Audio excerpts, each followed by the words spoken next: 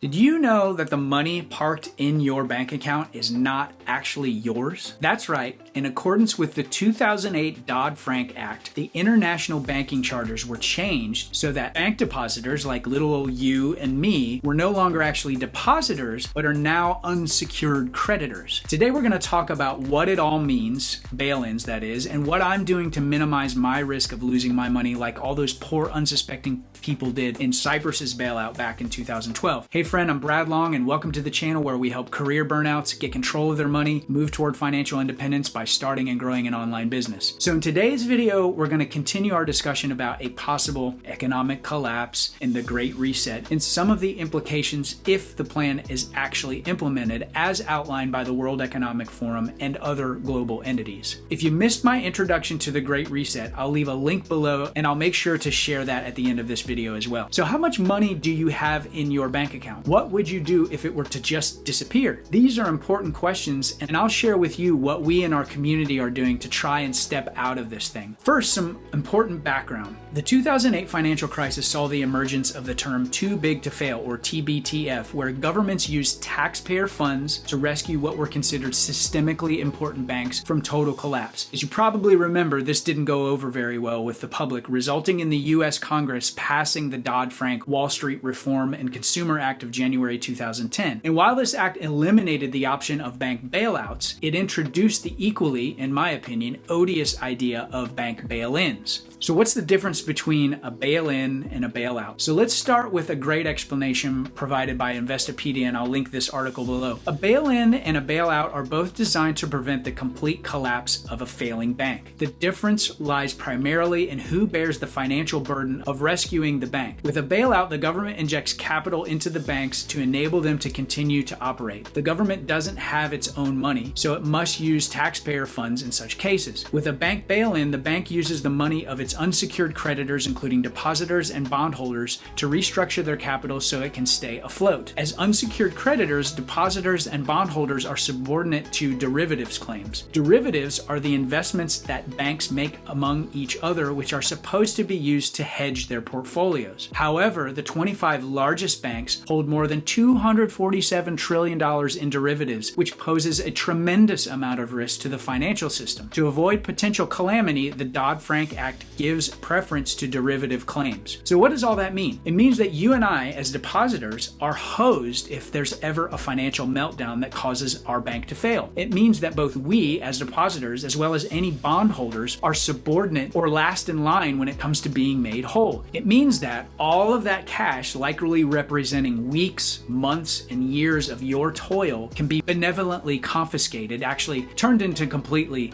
worthless bank stock without our permission, in order that your bank doesn't completely implode. You know, it's for the greater good. Pretty infuriating, right? And who is first in line to be made whole? The colossally irresponsible fat cat bankers who create all of these incredibly risky derivative contracts are deemed more important and given preference over Joey and Jilly Bag of Donuts, you and me, in the case of a financial crisis. So just like in the 2008 crisis, the financial institutions that cause the crises with their incredibly risky behavior get full repayment. Oh, and if you're thinking, aren't my deposits covered under FDIC insurance? I wouldn't hold my breath on that, as one, the joint FDIC Bank of England document makes no specific mention of FDIC insurance, and two, in a major financial collapse, the FDIC would not have enough capital to cover the losses. So the next question is, two, can this really happen? Yes, absolutely it can, and it already has. Let's look at the case of Cyprus in 2012. I'll link this article below. In July 2012,